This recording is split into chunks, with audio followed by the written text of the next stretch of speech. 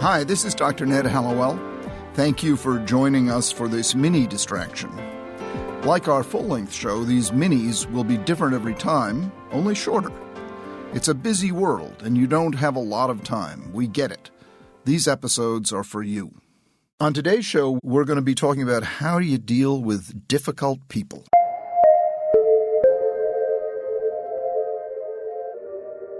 One of the most difficult distractions to deal with in life is difficult people.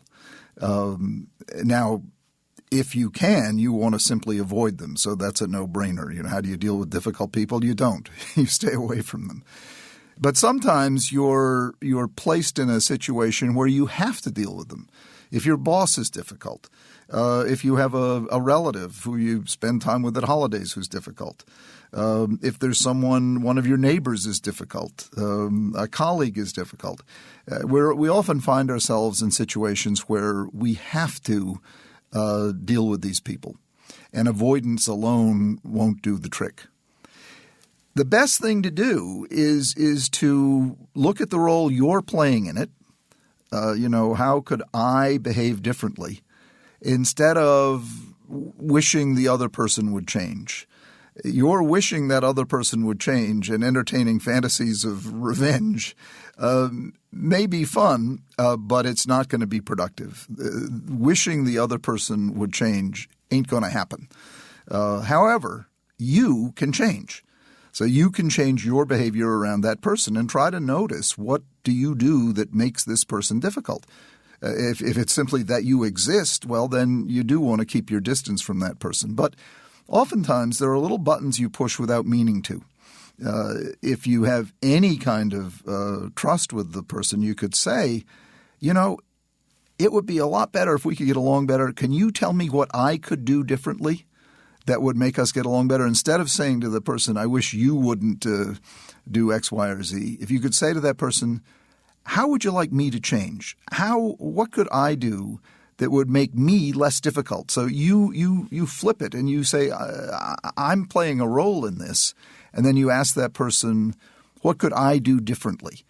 That stands a much better chance of succeeding. The guy or the woman will be amazed that you asked.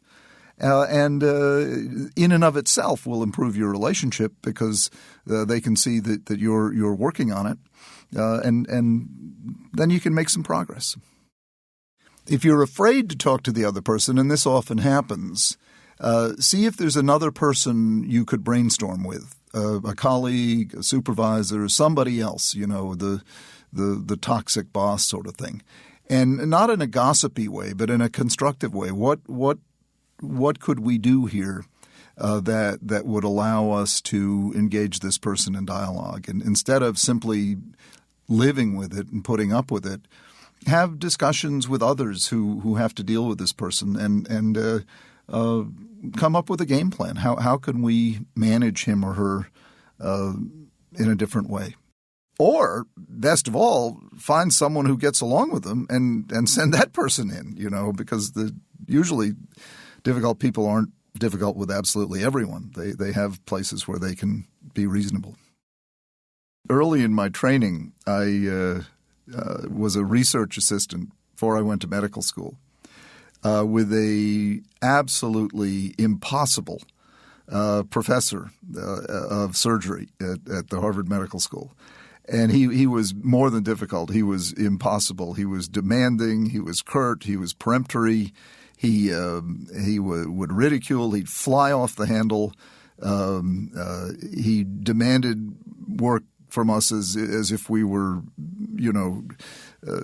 just the peon of the peons. And I began by really resenting him, if not downright hating him. But I needed the job, so I couldn't just quit. And so what I began to do is simply, when he was around, I would engage him in conversation, and I would show him that I wanted to learn from him because he was a brilliant, brilliant man. And I'd take his guff, because I had to, but I wouldn't pout and sulk and entertain fantasies of revenge. I would hang in there. And the next thing you know, it took some time, but I could tell he liked me. And guess what? I started to like him. You know, Abraham Lincoln nailed it when he said, "I have destroyed my enemies by turning them into my friends." And that's what I did with this professor. And it's what he did with me. I was never his enemy, but I'm sure I was a pain in the neck. And by the end of that year, as I headed off to medical school, he was my friend. And to this day, he remains my friend. That's it.